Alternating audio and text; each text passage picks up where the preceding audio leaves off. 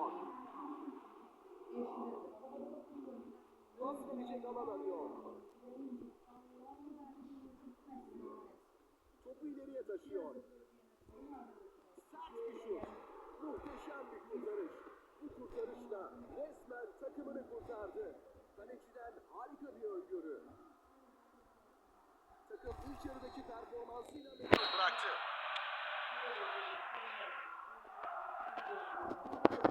İkinci yarı başlıyor. Zamanında müdahale. Bir ara pası verilmesi.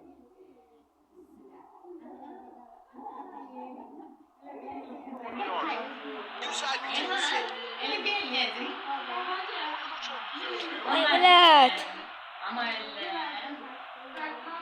Azmiyyət arıq canından, mən də bir dəqiqə bu. Arıq canından, mən canımdan rahat eləyənlərdən. Deyirlər, tansiyonu söndürmün, tansiyonu işləyir geddən.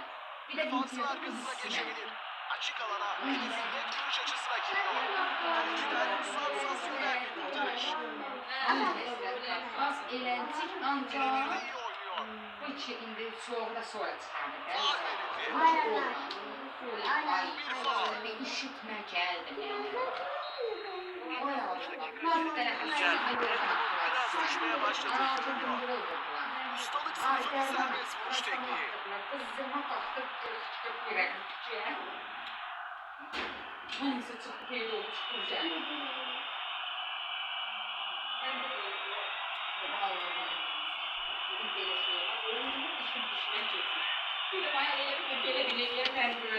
Maçı önde götürüyorlar. Savunma yaptıkları sürece galibiyet onların olacaktır.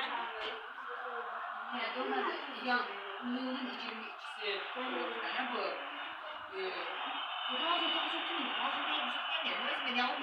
Arabas.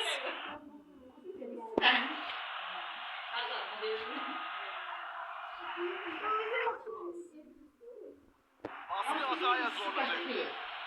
İkisine daha. Defansın arkasına geçebilir. Bir ara pası denemesi.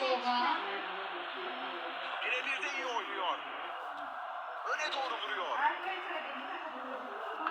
Ara pası deniyor. Ben вообще istemiyorum soğuk ile. Ama ben hiç neye xeyri yoktu. Topu ileriye taşıyor. Rakipten sıyrıldı. Ve toplarlarda seyirciden çılgına bir kuş olmalı ve haklı olarak da. Aha.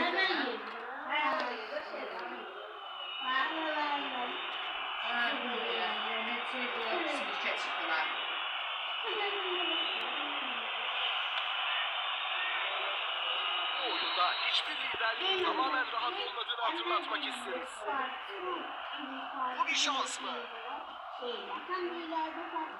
Defansın arkasına geçebilir. Onun ortasına.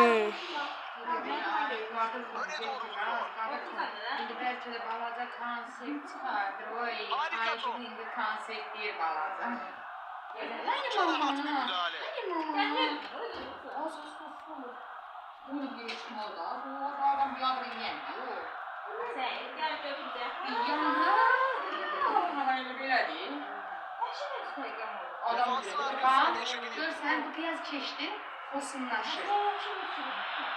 Fosunlaşır. Top ağları olacak mı? Şut isabetini biraz iyileştirme gerekiyor. Derine doğru gönderiyor.